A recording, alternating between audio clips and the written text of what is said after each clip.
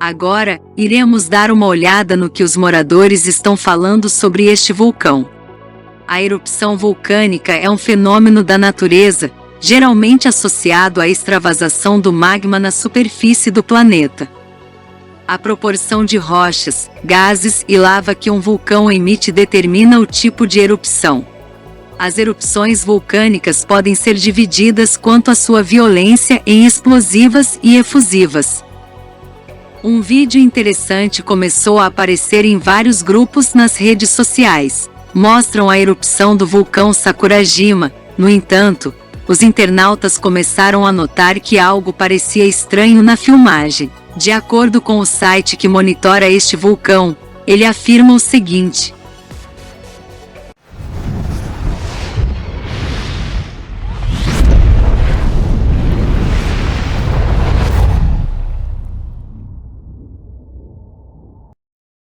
Sakurajima é um dos vulcões mais monitorados e observados no Japão.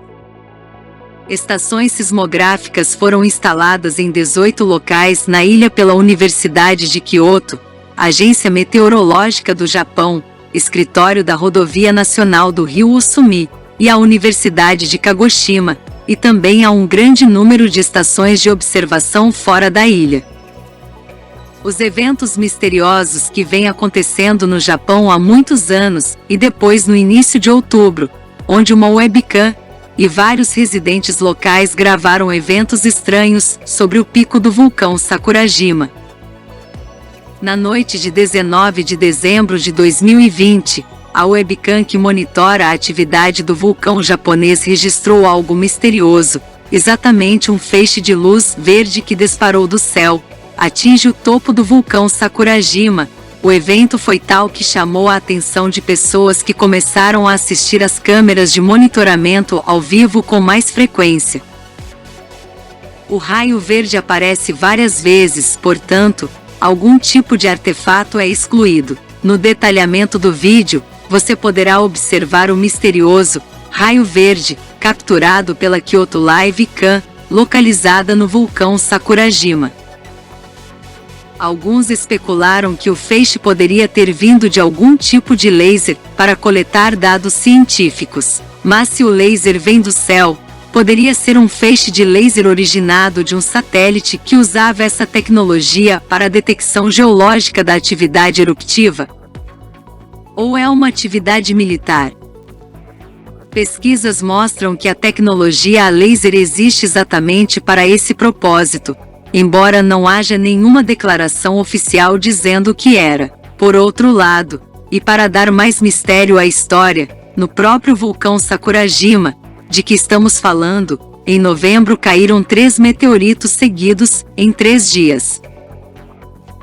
Uma vez que tais coincidências na natureza geralmente não existem, pode-se presumir que pode haver alguma base supostamente alienígena dentro desse vulcão. Ou alguém decidiu bombardear levemente esta base, testando a força da defesa aérea. Como você pode ver, as aventuras continuam no vulcão Sakurajima.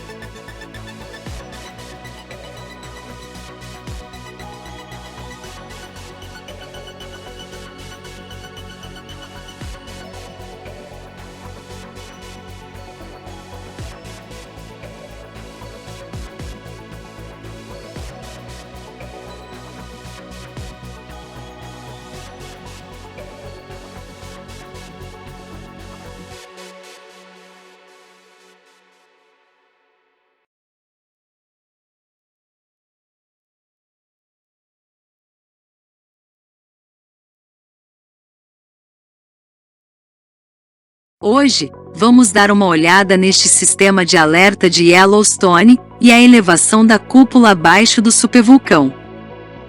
Dados recentes mostraram que os geysers ao redor estão começando a aumentar, com imagens ao vivo mostrando que eles parecem estar mais ativos do que o normal.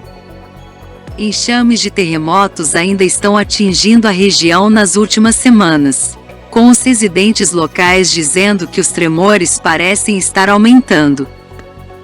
Particularmente, tem havido muita atividade ao redor do lago Yellowstone, com dezenas de terremotos não sendo relatados. No entanto, podemos ver por dados sísmicos que esses terremotos ainda estão atingindo Yellowstone. O supervulcão se espalha sobre os estados de Wyoming, Montana e Idaho e recebe esse apelido devido à sua capacidade de causar devastação em nível global.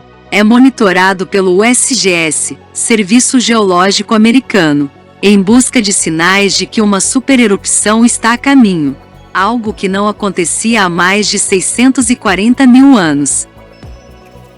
Robert Smith, da Universidade de Utah, fez uma descoberta fascinante ao compreender como o sistema do vulcão funciona depois de notar uma mudança nos níveis da água no lago Yellowstone.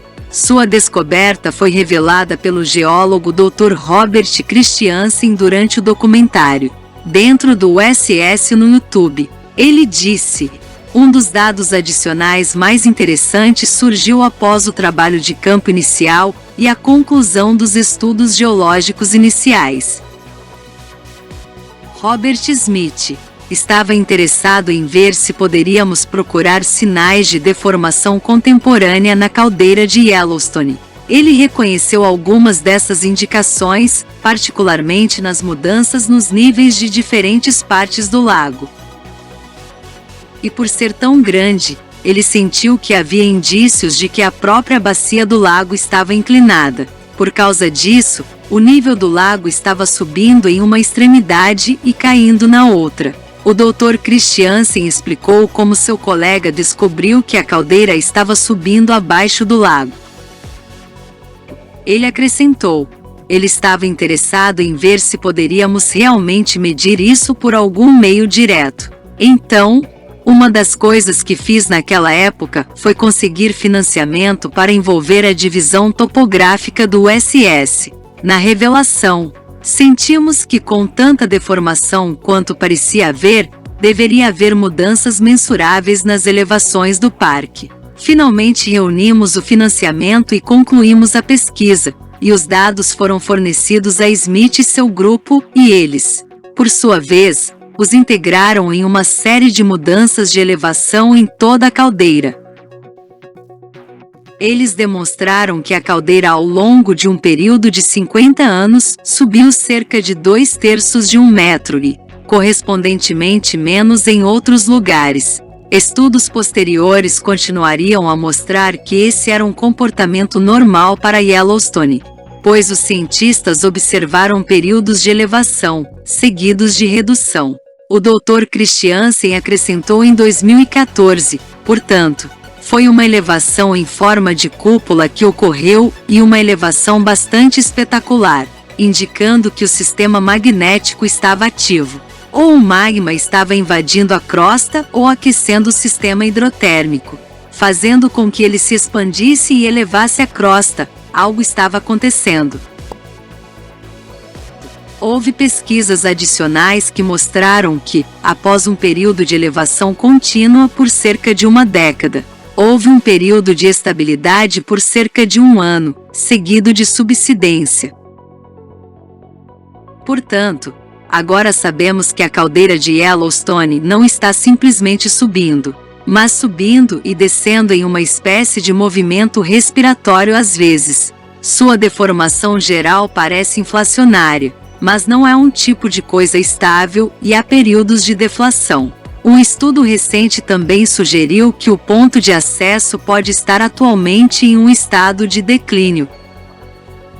As descobertas foram baseadas na análise de depósitos vulcânicos espalhados por dezenas de milhares de quilômetros. Na região, o vulcanólogo Thomas Knott, da Universidade de Leicester, disse em junho: descobrimos que os depósitos que antes se acreditava pertencerem a várias erupções menores eram, na verdade, camadas colossais de material vulcânico de duas supererupções até então desconhecidas em cerca de 9 e 8.